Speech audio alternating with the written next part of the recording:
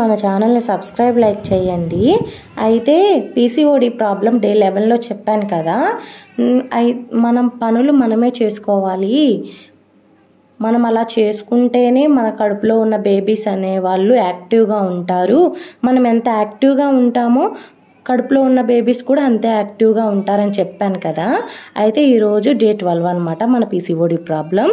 అయితే money విషయంకి వస్తేనండి, money మనకి చాలా ఇంపార్టెంట్ మన లైఫ్లో.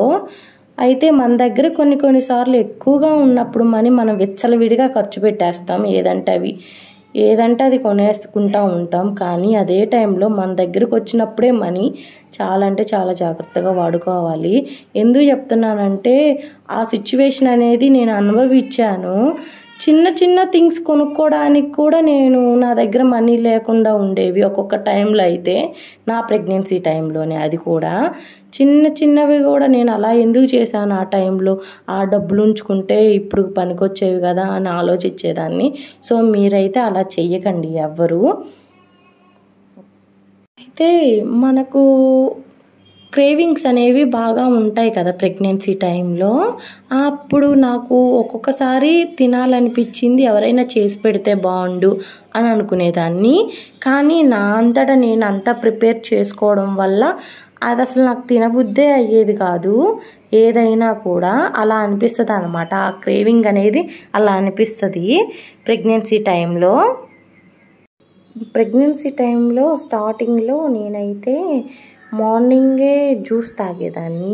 ఆల్మండ్స్, అంజీరా విత్ మిల్క్ అన్నీ నానపెట్టేసి మిల్క్ యాడ్ చేసుకునేదాన్ని మార్నింగ్.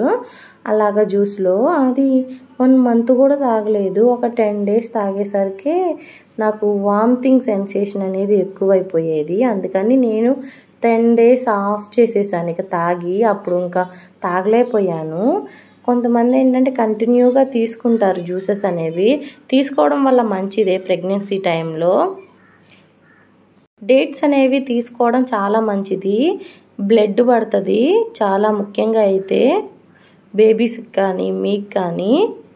ఆ ప్రెగ్నెన్సీ టైంలో అయితే డాక్టర్ గారు చెకప్కి వెళ్ళినప్పుడు ఒకసారి బాయిల్డ్ ఎగ్ రోజు తినాలి అని చెప్పేవాళ్ళు అనమాట. Milk, boiled egg. అయితే నేను తినేదాన్ని కాదు. మిల్క్ కూడా ప్రోటీన్ పౌడర్ ఇచ్చారు. అవి కూడా నేను ఎక్కువ అసలు తాగలేకపోయేదాన్ని. నాకు వామిటింగ్ వచ్చేలా అనిపించేది బాగా.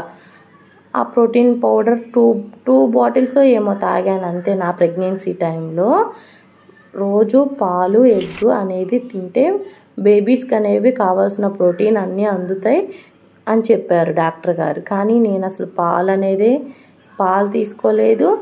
ఎగ్ కూడా తక్కువ, చాలా అంటే చాలా తక్కువ నా ప్రెగ్నెన్సీ టైంలో. నా ప్రెగ్నెన్సీ టైంలో అయితేనండి నైట్ అసలు నిద్రపోయేదాన్ని కాదు. అసలు వాటర్ అయితే మామూలుగా తాగుతూనే ఉండేదాన్ని. నైట్ టైం అయితే అలా తాగుతూనే ఉండేదాన్ని.